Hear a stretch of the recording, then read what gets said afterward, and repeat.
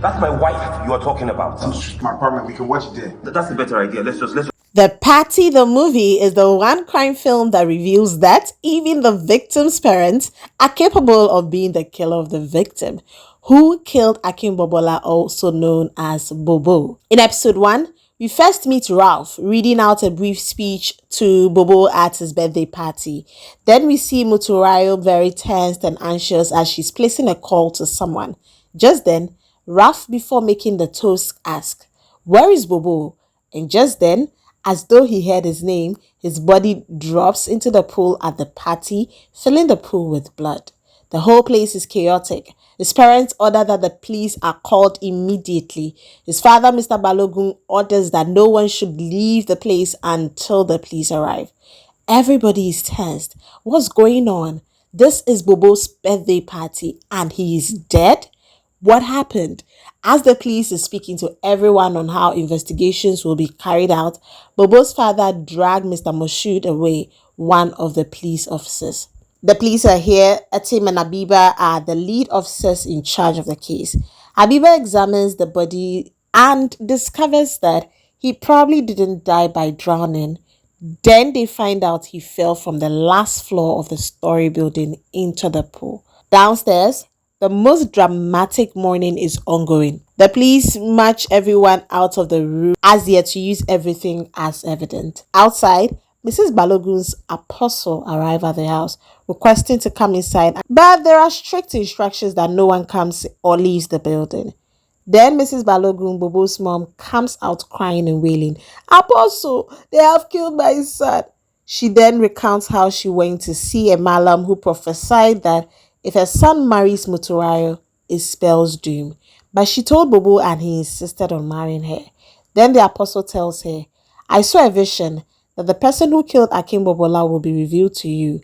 In real life, he would come in the guise of an angel and give you a spotless gift." Mrs. Balogun tries severally to ask the apostle to tell her who it is, but the apostle refuses to tell her more. The police are ready to interrogate everyone. During the interrogations, Martins, Bobo's friend, reveals that everything was smooth between the boys, a group of 5 friends, until Bobo married Muturayo, his wife. They'll go partying every Friday, and as usual, most of his friends like to leech on Bobo, especially Martins, who always refused to pay his bills and left it to Bobo to pay. John Paul gives his own side of the story. Things were smooth, even though he didn't find or like and support some of the things his friends did, until Bobo married Muturayo, his wife. Deji, another friend of Bobo, then tells how Muturayo transformed Bobo when they got married. According to John Paul, Muturayo forced boundaries on Bobo. Once she even stopped them from watching a football match at his place. And as if that was not enough, she didn't allow him to also go to theirs to watch too. Since he married, he seemed to have cut off everyone from his life, including his parents. When it was the turn of his parents, all Mrs. Balogun could do was to accuse Bobo's wife, Muturayo, of killing her son. She recounts how they had to even book an appointment to see their only son after he got married. In episode 2, Deji, Bobo's friend, reveals that Bobo went upstairs with Ralph, Bobo's friend from work. He explains that he came to have a business convo with Bobo while they were leaving. Bobo had a big confrontation with his friend, John Paul. Remember Ralph, the guy that was making the toast in the first episode? John Paul explains that he was only wishing Bobo a happy birthday, so Ralph probably mistook the excitement for argument. He then mentions that what they should be more concerned about is not what happened that night, but what happened in the morning.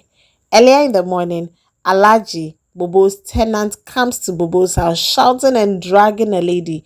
Apparently, Bobo impregnated Alaji's niece. He threatens to reveal the secret of Bobo's family, then breaks a bottle on his head as he threatens Bobo. That is what the police are now worried about. Alaji is brought in but insists he did not kill Bobo. Who then did? The officers decide to bring in Muturayo now because all fingers point to her, especially as almost all the witnesses say they saw her standing at the balcony after Bobo was pushed into the pool. Could she have done it? Plus, she's also realized her husband has impregnated someone that morning. Motive. Muturayo comes in and reveals that the tenant's niece was not the first lady Bobo slept with. He also had an affair with John Paul's wife, Queen.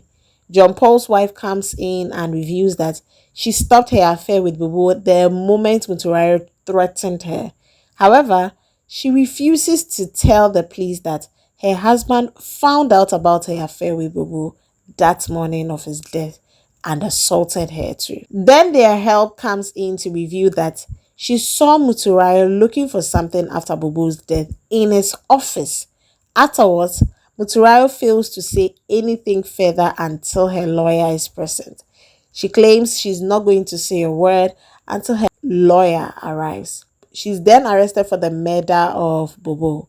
But the whole thing is sketchy. Did she really kill Bobo? If yes, for what reason?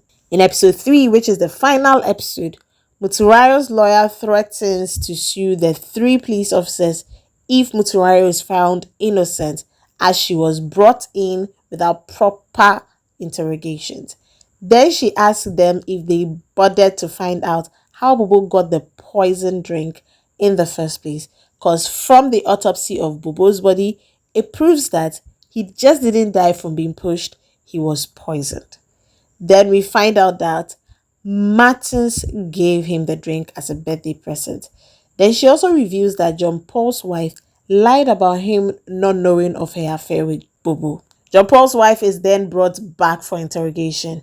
She wasn't at the party because her husband found out about her affair with Bobo that morning of the party. John Paul explains what happened that night. He confronts Bobo, who sent him to the balcony to explain. John Paul was not supposed to marry his wife. It was just a bet between the boys for John Paul to have a one-night stand with her. Then he fell in love with her, so Bobo just allowed them to marry without telling John Paul the real deal and the fact that he's been sleeping with her. According to John Paul, he only punched him. Then he left, but Bobo was fine by the time he left. Thus, he did not kill Bobo.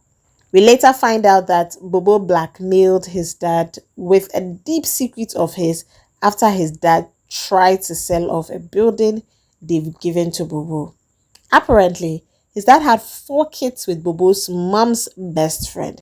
The whole station was chaotic when Mrs. Balogun found out. But then, we still ain't sure who did it, because regardless of whatever motive, Bobo's dad would not do that. So who killed Bobo? Then the forensics of his glass, the wine are brought in.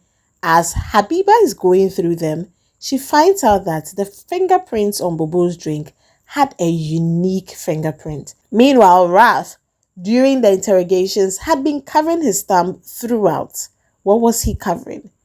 Almost at the same time, Bobo's mom then goes to the grave to mourn her son, though customarily that is a taboo.